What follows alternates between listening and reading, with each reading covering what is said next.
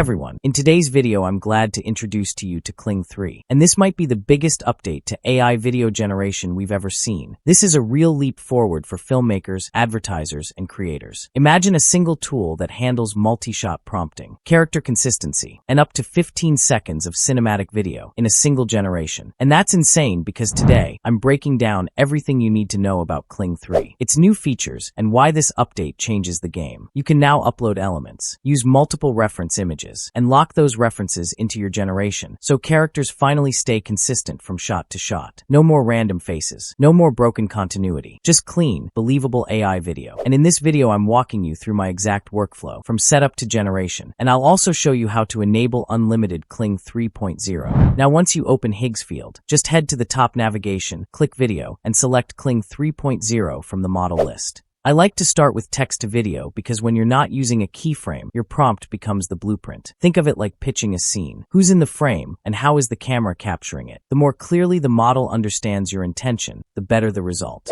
To really stress test it, I tried a high-intensity action moment, and the prompt is as follows. A nighttime armored convoy ambush. The camera tracks tightly behind a soldier sprinting between vehicles as explosions light up the road, debris kicks into the air, and the frame jolts slightly from the blast shock, almost like raw handheld footage. I enabled the new multi-shot system, locked in Kling 3.0, set my aspect ratio and resolution, and let it run. And here is the result.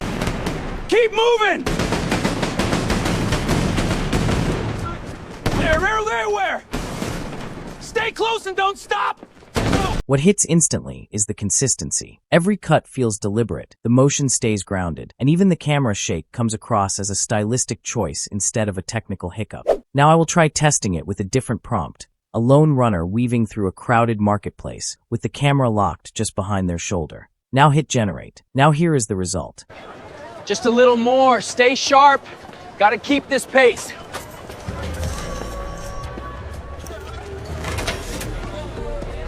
What stood out was how well the sequence held together. The movement stayed believable, and the camera never lost its subject. That's the real upgrade here, coherence. Motion feels grounded, the camera behaves consistently, and nothing comes across as chaotic or random. Next, I jumped into image to video, which offers tighter control since everything starts from a fixed reference instead of an estimated frame. What I was most curious about was emotional realism, because that's usually where things fall apart. I focused on subtle human emotion, especially believable crying, and the outcome impressed me. The expressions felt authentic, and the result was actually production ready.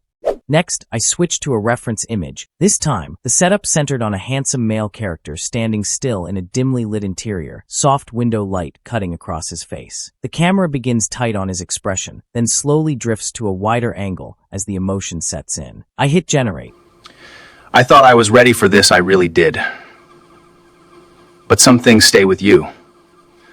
No matter how far you got, they don't let go. And the result genuinely surprised me. The prompt was followed precisely, the mood stayed locked in, and the performance felt natural and emotionally convincing from start to finish. For a physics test, I uploaded a boxing image and kept the prompt minimal, a classic boxing fight. Now I will set the duration to 10 seconds, and hit generate.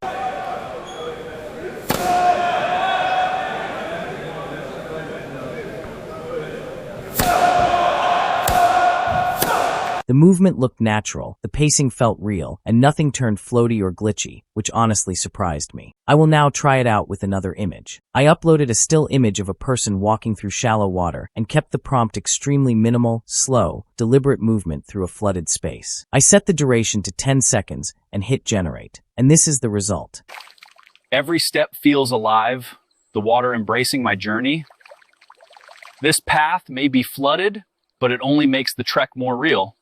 What impressed me right away was how natural everything looked. Each step had weight, the water reacted realistically, and nothing felt floaty or unstable, which honestly feels too real. Quick note on Kling 3 Unlimited. If you're someone who generates a lot of videos, this is honestly a game changer. It gives you way more freedom to experiment, refine your prompts, and keep improving your results without hitting constant limits. I'll leave the unlimited link in the description. So to sum up the workflow, use text to video when you want fast ideas, image to video when you need more creative control, reference images when you want consistent visuals, multi-shot for real storytelling sequences, and native audio when you want dialogue that actually feels natural. If there's a specific style you want me to test next, whether it's ads, music video visuals, or cinematic trailers? Drop it in the comments and I'll check it out. And if this video helped you, let me know in the comments. I appreciate you watching. See you in the next one.